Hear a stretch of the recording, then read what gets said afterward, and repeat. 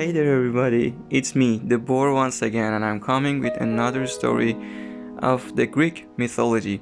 This story is about Psyche and Eros, or known as Cupid. Well, Psyche, I'll explain later, and for Eros, as you know, he is the god of love, and also he is the son of the goddess Aphrodite. Aphrodite was the goddess of love, beauty, and fertility, so it's obvious her son would be the god of love. Mostly people know Cupid as a little baby with a bow and arrow shooting at people, make them fall in love with each other, but it's not like that. So this video may change your ideas about Cupid, but well, it's the truth, so truth should be heard. Anyway, the story starts from a city.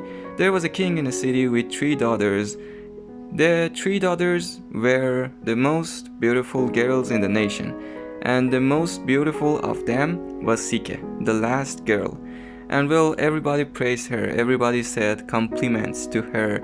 She was very beautiful, and sometimes people also called her Aphrodite or Venus, whichever you like to call. I don't know if you are a fan of Greek mythology or Roman mythology, I don't care.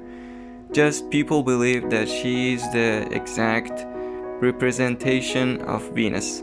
So, for sure, Venus or Aphrodite wouldn't be happy of that a human would be called by her name. She was a goddess, and well, gods have pride, so she got angry and she called her son Cupid and told him go punish the girl. Cupid went to the garden of Aphrodite. There were 2 fountains, one with sweet water and one with bitter.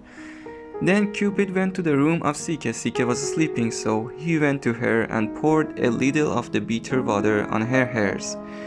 Then looked at the face of the girl, and well, she was very beautiful, so Cupid got a little pity of her and poured a little of the sweet water on her lips too. Since that day, there was no purpose from noblemen or princes coming toward her. She was still very beautiful, people would praise her a lot, but there was no husband for her.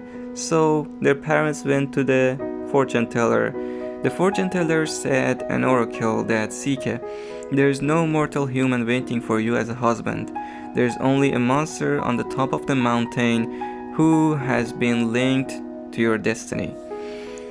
After some time, well, Psyche didn't have any choice to go to the mountain to find her future and find out what's coming for her. So she went to the mountain with her family, and when they went there, her family left her, so the gods wouldn't be mad anymore. Then Psyche waited there, tears on her face and crying. Then Zephyrus came there, the god of the west wind. Then Zephyrus very gently lifted Psyche in his arms and brought her to a flowery hill. There, Psyche felt very dizzy and sleepy, so she immediately fell asleep after arriving to the flowery hill. And when she woke up, there was something she couldn't believe. There was a palace in front of her, so graceful that she was sure it wasn't the work of any mortal hands. Then she went inside and saw the walls were filled with paintings of the gods and monsters fighting with each other. There were golden pillars in the castle that were shining, and then suddenly a voice came out of nowhere. Psyche, we are your servants. When you need anything, we will prepare that for you. Then Psyche was tired, she wanted to take a bath, and then she saw that the bath was ready.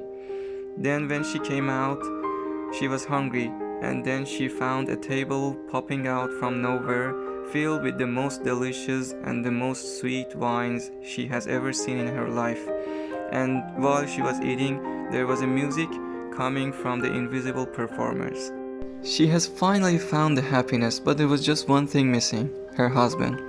He would just come in the darkest time of the night and he would leave just before the dawn. The only thing Psyche knew was he really loved her, because of the speeches and the voice coming out of his mouth.